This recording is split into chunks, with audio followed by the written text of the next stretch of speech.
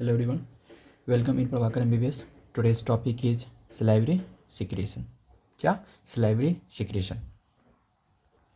एक चीज़ गौर करो, जब भी हम टेस्टी फूड देखते हैं या कोई भी फ्रूट वगैरह हम देखते हैं या कोई भी स्वीट्स वगैरह मिठाई वगैरह देखते हैं तो उसमें क्या होता है कि जैसे ही देखते हैं तो हमारा ब्रेन के पास मैसेज जाएगा, तो उस मैसेज जाने के कारण हमारे अंदर सलेवा का सिक्रेशन स्टार्ट हो जाता है। ये जो सलेवा का secretion start before food mouth में आने से पहले देखने के कारण या कोई स्मेल के कारण अगर जो सलेवा का सिक्रेशन होता है उसे अपन बोलते हैं सिफेलिक फेज।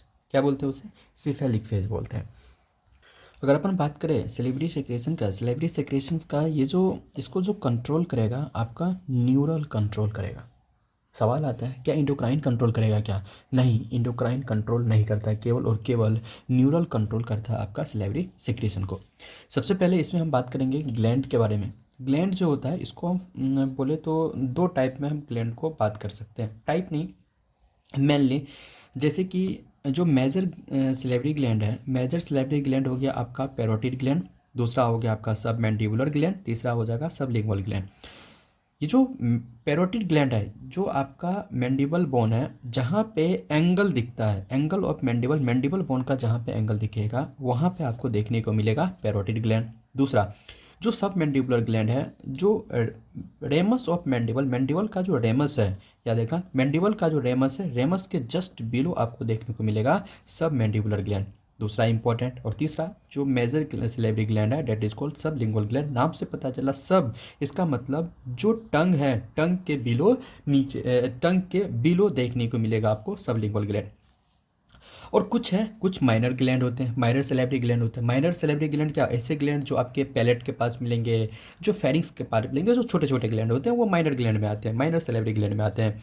अगर अपन बात करें टाइप ऑफ ग्लैंड का तीन टाइप होता है। एक होता है सीरस टाइप, एक हो जाएगा म्यूकस टाइप, एक हो जाएगा आपका मिक्स्ड टाइप। जो सीरस टाइप है, ये सीरस टाइप में जो सिक्रीशन होगा ना, ये वाटरी सिक्रीशन होगा। जबकि म्यूकस टाइप का जो ग्लैंड है इसमें जो सिक्रीशन होगा म्यूकस टाइप होगा, इसका मतलब वो थिक सिक्रीशन होगा। तो अपन जो मेजर सेलेब्री ग्लैंड है उसमें देख लेते हैं कौन सा म्यूकस टाइप का ग्लैंड होगा, कौन सा सीरस टाइप का ग्लैंड होगा। जो पैरोटिड ग्लैंड सब मैंडिबुलर और सब लिंगुअल है, जो देखो सब मैंडिबुलर ऐसे स्टार्ट हुआ, ये भी ऐसे स्टार्ट हुआ, इसका मतलब जो है ये जो सब मैंडिबुलर और सब लिंगुअल ग्लैंड है, ये तरीका याद करने का, ये आपके सीरस टाइप का ग्लैंड होगा। सीरस टाइप मतलब क्या हो जाएगा, इसका सिक्रीशन क्या हो जाएगा, वाटरी सिक्रीशन होगा। अगर अपन बात करें पैरोटिड ग्लैंड का, ये पैरोटिड ग्लैंड का जो टाइप होगा ये म्यूकस टाइप का होगा। म्यूकस का मतलब हो जाएगा इसका सिक्रेशन, म्यूकस सिक्रेशन होगा, इसका मतलब थिक सिक्रेशन इसमें देखने को मिलेगा। अगर अपन बात करें इसका मैकेनिज्म के बारे में, किस तरीका से सिक्रेशन होता है, अब इस डायग्राम को देखो। ये जो ग्लैंड है ये आपका हो गया एसिनस, ये क्या हो गया एसिनस, ये क्या है एसिनस, बहुत सारे को हम क्या बोलेंगे एसिना, जो प्लूरल होता है। और यह जो होता है एसिनस, और इसके पास जो डक्ट ओपन होगा, एसिनस के पास जो डक्ट ओपन है, ये डक्ट को बोलेंगे अपन इंटरकैलेटेड डक्ट बोलेंगे।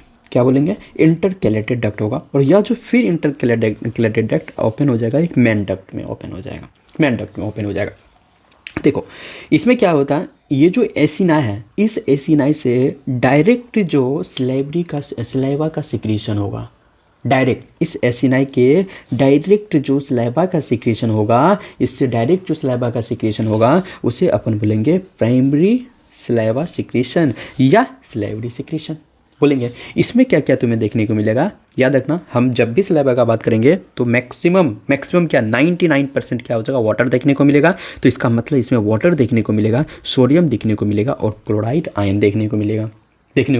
जैसे ही यहाँ से सिक्रीशन हुआ सलाइवा का, ये आएगा आपके डक्ट में। लेकिन डक्ट में होता है कुछ मॉडिफिकेशन, उस मॉडिफिकेशन को बोलेंगे डक्टल मॉडिफिकेशन सिक्रीशन। क्या बोलेंगे? Ductal modification secretion. ये डक्टल मॉडिफिकेशन सिक्रीशन का बात याद रखना। इस डक्ट में क्या क्या आया सिक्रीट, ये जो सलाइवा सिक्रीशन हुआ तो इसका मतलब इसमें वाटर आया होगा, सोडियम आया होगा, क्लोराइड आया होगा। लेकिन यह जो डक्ट है, इस डक्ट से ब्लड में रीएब्जॉर्ब कर जाएगा आपका सोडियम और क्लोराइड।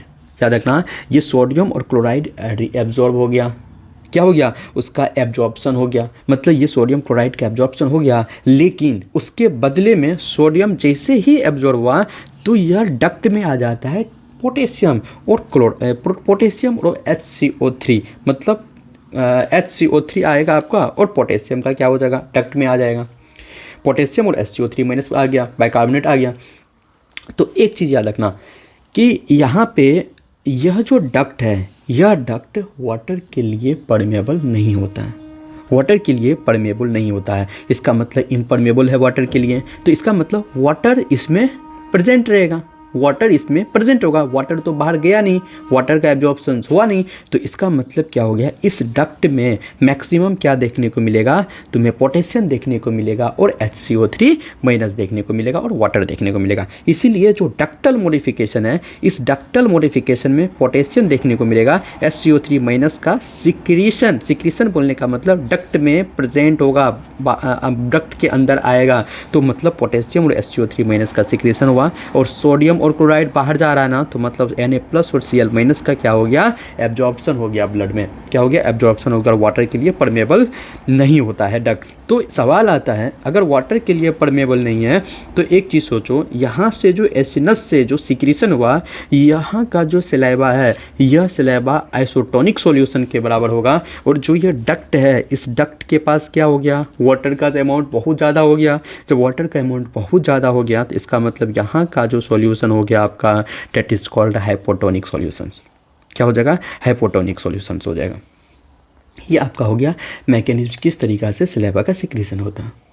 अगर हम बात करें रेगुलेशंस का, तो रेगुलेशंस में याद रखना 3 फैक्टर बहुत इंपॉर्टेंट है। एक फैक्टर हो गया आपका फ्लो ऑफ सलाइवा पे डिपेंड करेगा, एक ऑटोनॉमिक नर्वस सिस्टम और एक हो जाएगा सेफेलिक फेज। तो फ्लो ऑफ सलाइवा कैसे होगा, इस डायग्राम को फिर से देखो। अगर इसमें सलाइवा का सिक्रेशन हुआ और इसका फ्लो रेट काफ़ी तेज, काफ़ी स्पीड से फ्लो कर रहा है, तो यह जो डक्ट है, इस डक्ट में एक्सचेंज बहुत कम होगा।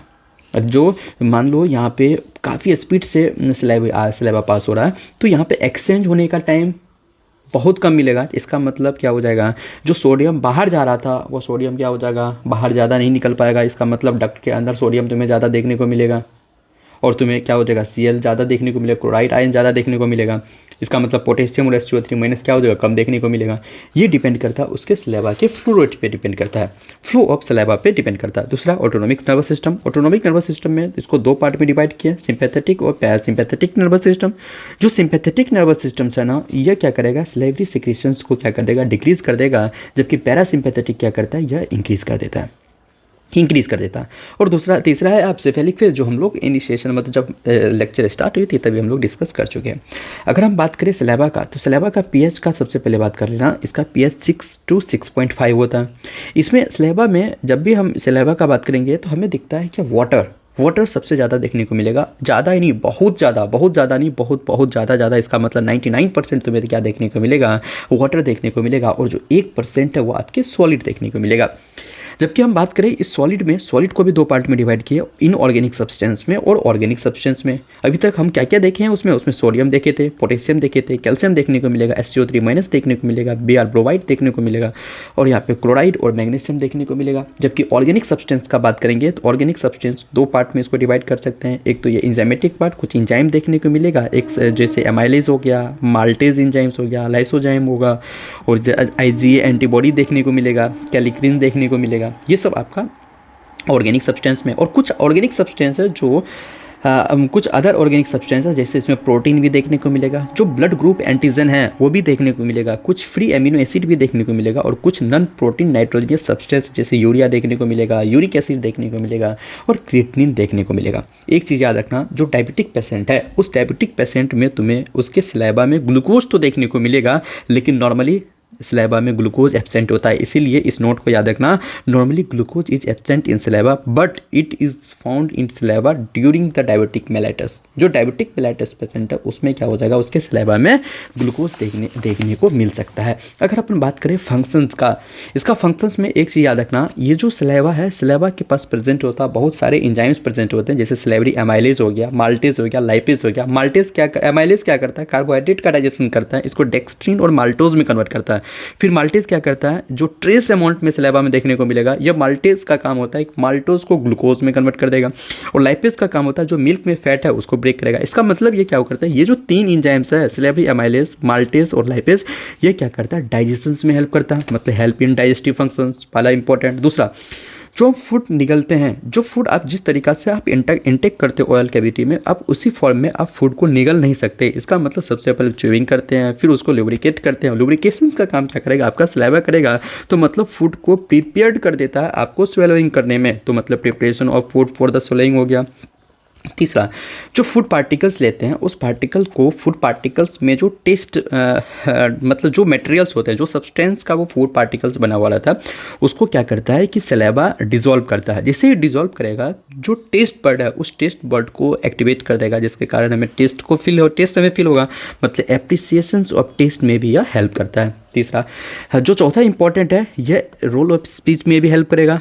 और चौथा, पांचवा जो इंपॉर्टेंट है आपका प्रोटेक्टिव फंक्शंस होता है, जो IgA एंटीबॉडी होता है वो एंटीबैक्टीरियल्स होता है, वो क्या करेगा, आपको बैक्टीरियल से प्रिवेंट करता है। इसीलिए बोलते हैं कि जब भी पिंपल्स वगैरह फेस पे हो तो आप सलाइवा को लगा सकते हो, कोई मॉर्निंग का सलाइवा तो काफ़ी इफेक्टिव होता है। ये क्या करता है, जो डॉग और कैटल्स वगैरह है, इस डॉग और कैटल्स में यह बॉडी के टेम्परेचर को रेगुलेट करता है, बॉडी के टेम्परेचर को रेगुलेट करता है। इसीलिए आप डॉग और कैटल को देखोगे उसका माउथ ओपन रहेगा और saliva bar bar drop by drop गिरते रहता है, जो उसके बॉडी के टेम्परेचर को रेगुलेट करने के लिए। लेकिन याद रखना, यह ह्यूमन्स बीइंग में ऐसा नहीं होता, ह्यूमन बीइंग में, इंसान में ऐसा नहीं होता। इंसान में जो ये बॉडी का टेम्परेचर होता है वह स्वेटिंग के थ्रू रेगुलेट होता है। अगर अपन बात करें अप्लाइड फिजियोलॉजी का, अप्लाइड फिजियोलॉजी में 3 इंपॉर्टेंट है, एक हो जाएगा आपका जीरोएस्टोमिया, एक हो जाएगा मम्प्स और एक हो जाएगा हाइपरसलाइवेशन। अगर जीरोएस्टोमिया का बात करेंगे, जीरोएस्टोमिया का मतलब ही होता है माउथ ड्राई होना। और माउथ ड्राई कब होगा, जब आपका सलाइवा का सिक्रेशन नहीं होगा। इसका मतलब उस जो ड्राई माउथ है, उस ड्राई माउथ को हम क्या बोलेंगे, कॉटन माउथ बोलेंगे। क्या बोलेंगे, कॉटन माउथ बोलेंगे। क्यों, क्योंकि हाइपोसलाइवेशन होने के कारण, या ये भी बोल सकते हैं सलाइवरी सिक्रेशन के एब्सेंस होने के कारण। या सलाइवरी सिक्रेशन एब्सेंस कब होगा, या तो हो सके डिहाइड्रेशन के केसेस में, या कोई भी रेडियोथेरेपी हुआ उसके कारण, या कोई सलाइवरी ग्लैंड में कोई ट्रॉमा हो गया उसके कारण हो सकता है।